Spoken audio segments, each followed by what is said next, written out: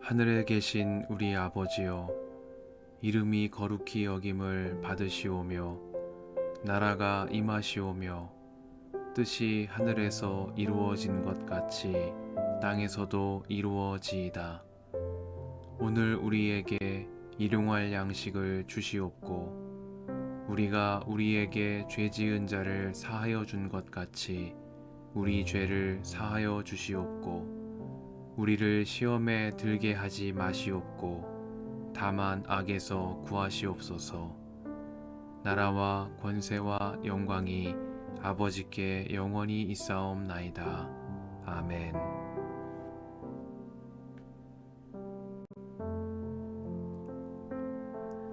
그 땅의 기근이 더욱 심해갔다. 그들이 이집트에서 가지고 온 곡식이 다 떨어졌을 때에 아버지가 아들들에게 말하였다.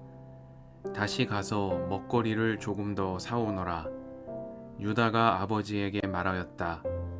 그 사람이 우리에게 엄하게 경고하면서 너희가 막내 아우를 데리고 오지 않으면 다시는 나의 얼굴을 못 볼 것이다 하고 말하였습니다. 우리가 막내를 데리고 함께 가게 아버지께서 허락하여 주시면 다시 가서 아버지께서 잡수실 것을 사오겠습니다. 그러나 아버지께서 막내를 보낼 수 없다고 하시면 우리는 갈 수 없습니다. 그분이 우리에게 말하기를 너희가 막내 아우를 데리고 오지 않으면 다시는 나의 얼굴을 못 볼 것이다 하였기 때문입니다. 이스라엘이 자식들을 탓하였다. 어찌하려고 너희는 아후가 있다는 말을 그 사람에게 해서 나를 이렇게도 괴롭히느냐? 그들이 대답하였다. 그 사람은 우리와 우리 가족에 관하여서 낱낱이 캐물었습니다. 너희 아버지가 살아계시냐 하고 묻기도 하고 또 다른 형제가 더 있느냐 하고 묻기도 하였습니다.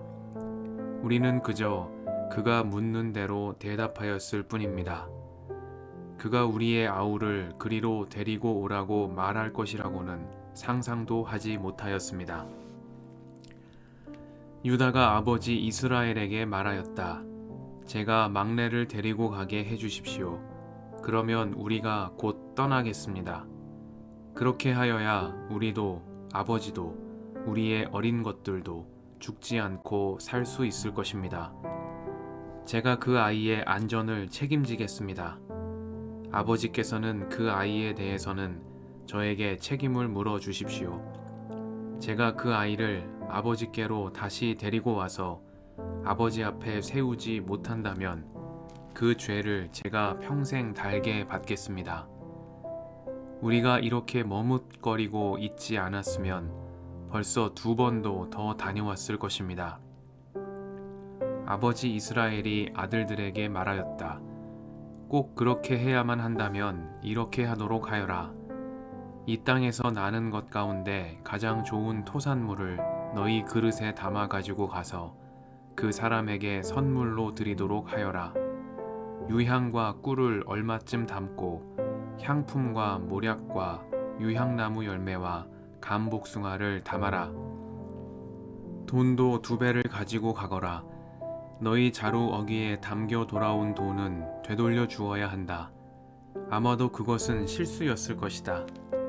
너희 아우를 데리고 어서 그 사람에게로 가거라. 너희들이 그 사람 앞에 설 때에 전능하신 하나님이 그 사람을 감동시키셔서 너희에게 자비를 베풀게 해주시기를 빌 뿐이다. 그가 거기에 남아있는 아이와 베냐민도 너희와 함께 돌려보내준다면 더 바랄 것이 없겠다. 자식들을 잃게 되면 잃는 것이지 난들 어떻게 하겠느냐. 사람들은 선물을 꾸리고 돈도 갑절을 지니고 베냐민을 데리고 급히 이집트로 가서 요셉 앞에 섰다. 요셉은 베냐민이 그들과 함께 온 것을 보고서 자기 집 관리인에게 말하였다. 이 사람들을 집으로 데리고 가시오. 짐승을 잡고 밥상도 준비하시오.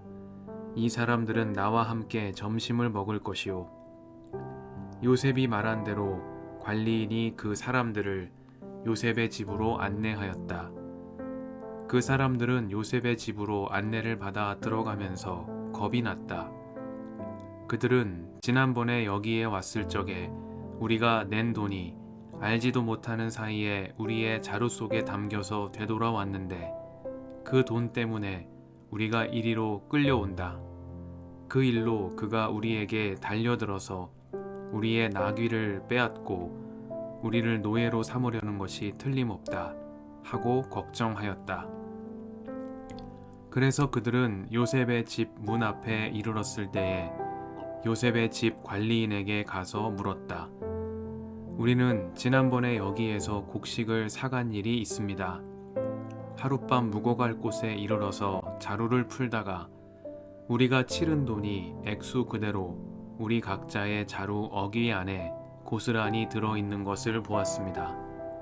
그래서 우리가 그것을 다시 가지고 왔습니다. 또 우리는 곡식을 살 돈도 따로 더 가지고 왔습니다.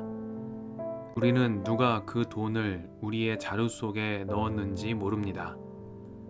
그 관리인이 말하였다. 그동안 별거 없으셨습니까? 걱정하지 마십시오. 댁들을 돌보시는 하나님, 댁들의 조상을 돌보신 그 하나님이 그 자루에 보물을 넣어주신 것입니다. 나는 댁들이 낸 돈을 받았습니다. 이렇게 말하면서 관리인은 시므온을 그들에게로 데리고 왔다. 관리인은 그 사람들을 요셉의 집 안으로 안내하고서 발 씻을 물도 주고 그들이 끌고 온 나귀에게도 먹이를 주었다. 그들은 거기에서 점심을 먹게 된다는 말을 들었으므로 정오에 올 요셉을 기다리면서 장만해 온 선물을 정돈하고 있었다. 요셉이 집으로 오니 그들은 집 안으로 가지고 들어온 선물을 요셉 앞에 내놓고 땅에 엎드려 절을 하였다. 요셉은 그들의 안부를 묻고 난 다음에 전에 그대들이 나에게 말한 그 연세 많으신 아버지도 안녕하시오. 그분이 아직 살아계시오 하고 물었다. 그들은 총리 어른의 종인 소인들의 아버지는 지금도 살아있고 평안합니다 하고 대답하면서 몸을 굽혀서 절을 하였다. 요셉이 둘러보다가 자기의 친어머니의 아들, 친동생 베냐민을 보면서 이 아이가 지난번에 그대들이 나에게 말한 바로 그 막내 아우요 하고 물었다. 그러면서 그는 귀엽구나. 하나님이 너에게 복 주시기를 빈다 하고 말하였다. 요셉은 자기 친동생을 보다가 마구 치밀어 오르는 형제의 정을 누르지 못하여 급히 울 곳을 찾아 자기의 방으로 들어가서 한참 동안 울고 얼굴을 씻고 도로 나와서 그 정을 누르면서 밥상을 차리라고 명령하였다.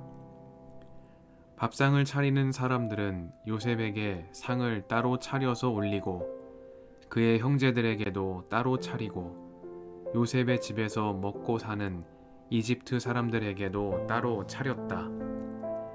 이집트 사람들은 히브리 사람들과 같은 상에서 먹으면 부정을 탄다고 생각하기 때문에 상을 같이 차리지 않은 것이다. 요셉의 형제들은 안내를 받아가며 요셉 앞에 앉았는데 앉고 보니 맏아들로부터 막내 아들에 이르기까지 나이 순서를 따라서 앉게 되었다. 그 사람들은 어리둥절하면서 서로 쳐다보았다. 각 사람이 먹을 것은 요셉의 상에서 날라다 주었는데 베냐민에게는 다른 사람보다 5몫이나 더 주었다. 그들은 요셉과 함께 취하도록 마셨다.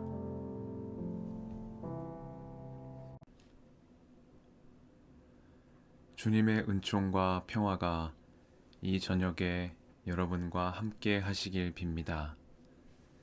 제가 그 아이의 안전을 책임지겠습니다.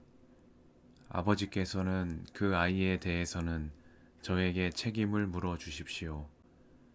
제가 그 아이를 아버지께로 다시 데리고 와서 아버지 앞에 세우지 못한다면 그 죄를 제가 평생 달게 받겠습니다. 말씀 앞에서 성령의 인도하심과 지혜를 구합니다.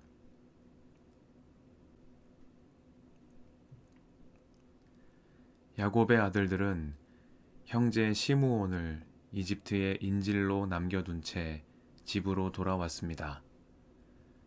이집트의 총리 사브낫 바네아가 된 요셉은 곡식을 구하러 온 형들을 첩자로 내몰며 막내 동생 베냐민을 데리고 와야만 첩자가 아니라는 사실을 인정해 주겠다고 말했습니다.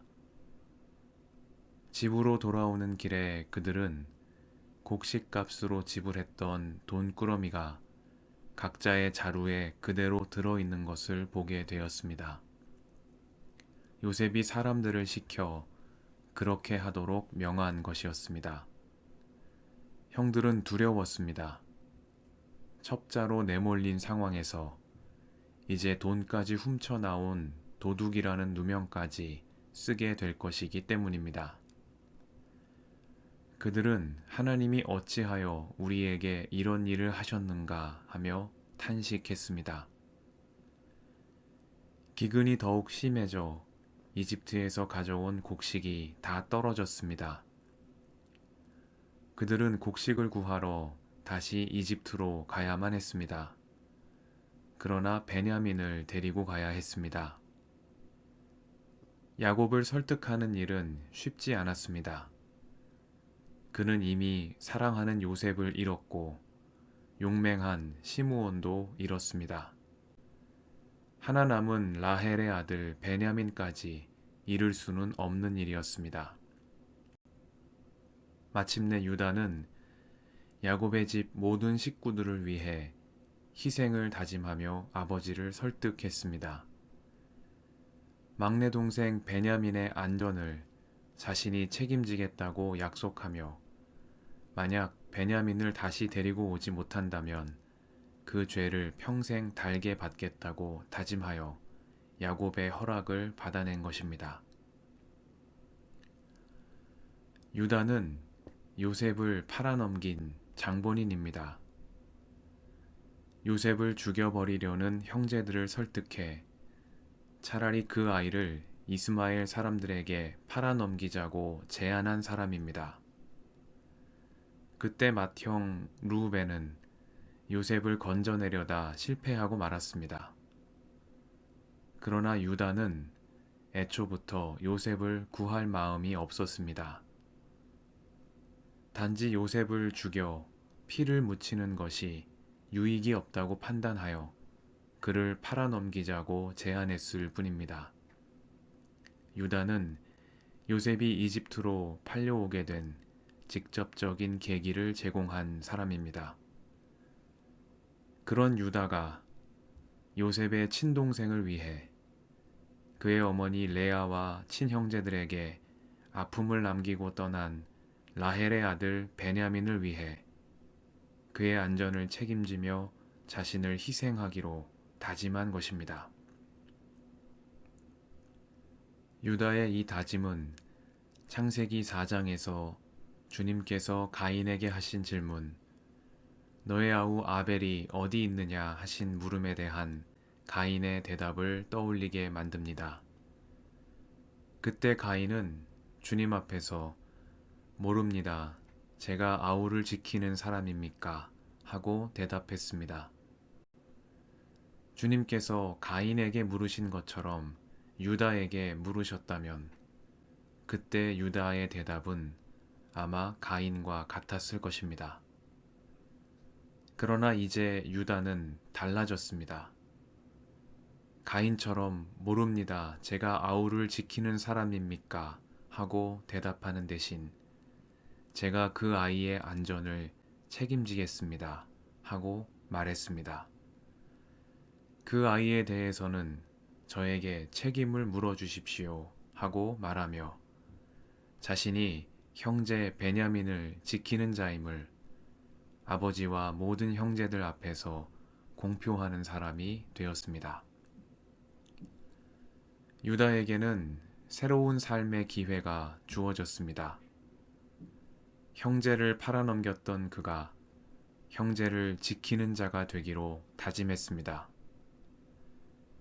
요셉의 목숨을 두고 얻을 것이 무엇인가 셈을 하던 그가 자신의 모든 것을 내려놓고 형제를 구하는 자, 야곱의 집 모든 식구들을 위해 자신을 희생하는 사람이 되었습니다. 구원자 예수님께서는 유다의 자손으로 이 땅에 오셨습니다. 예수님의 계보가 기록된 마태복음 1장에는 야곱의 아들들이 유다와 그의 형제들로 기록되어 있습니다.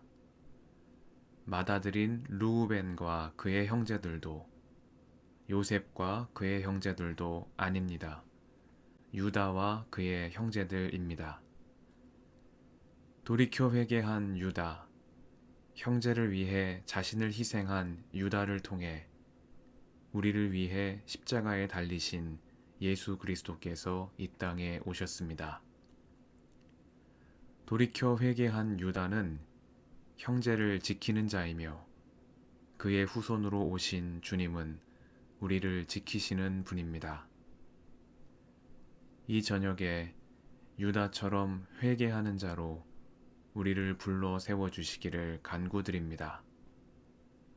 다시 새로운 삶을 향해 나아갈 은혜를 허락하시며 돌이켜 회개함으로 형제를 지키는 자로 교회의 신실한 일꾼으로 은총의 새날을 맞이하게 해주시기를 간구드립니다.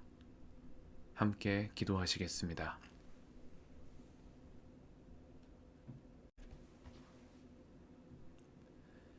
주님 감사합니다. 이 저녁을 허락하시며 말씀으로 인도하시니 감사드립니다. 유다처럼 회개하며 돌이켜 형제를 지키는 자가 되게 하옵소서.